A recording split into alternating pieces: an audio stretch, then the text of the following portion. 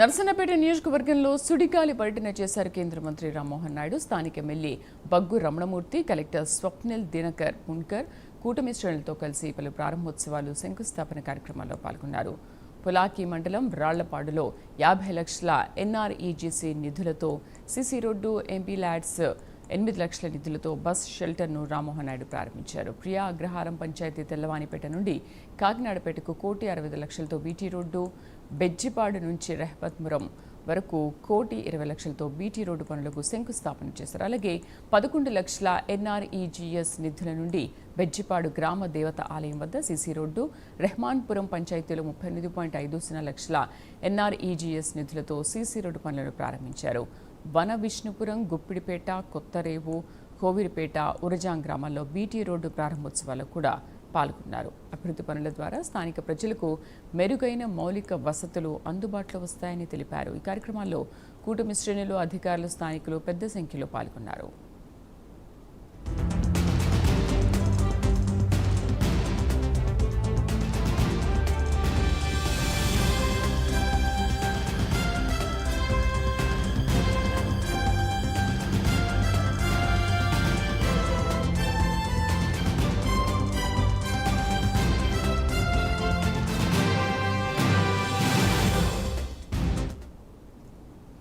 Railways కానీ లేకపోతే మన సాగునీటి ప్రాజెక్టులకు సంబంధించి కానీ ఇలా కేంద్ర ప్రభుత్వం నుంచి మన జిల్లాకి రావాల్సినటువంటి అనేక కార్యక్రమాలు ఈ 2 సంవత్సరాల్లో ఒక పక్కన చంద్రబాబు నాయుడు గారి సహకారం, మరొక పక్కన మన ప్రభుత్వం ప్రధానమంత్రి నరేంద్ర మోదీ గారి తాలూకా సహకారంతో మనం ముందుకు నడిపిస్తున్నాం.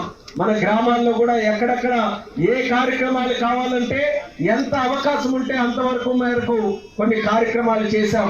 అందులో ఈ రోజు నాకు ఎంతో గర్వంగా ఉంది. ఎప్పుడు వచ్చినా సరే ప్రధానంగా అడిగేది మీరు మీ తాలూకా రోడ్డు గురించి అడిగేవారు.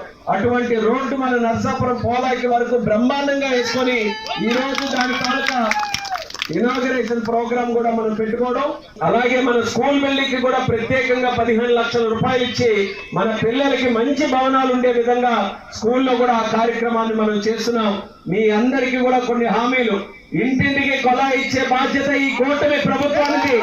ఎవరు ఎన్ని మాటలు అన్నా సరే అది చేకూర్చే బాధ్యత చంద్రబాబు నాయుడు గారు, పవన్ కళ్యాణ్ గారు, నరేంద్ర మోదీ గారు తీసుకొని వాళ్ళ సహకారంతో ఊర్జాల్లో, పోలాకిలో, మన శ్రీకాకుళం జిల్లాలో ప్రతి ఇంటికి కూడా చక్కనైన త్రాగునీరు అందించే బాధ్యత మేము తీసుకుంటామని మళ్ళీ ఈ సందర్భంగా తెలియజేస్తున్నాం.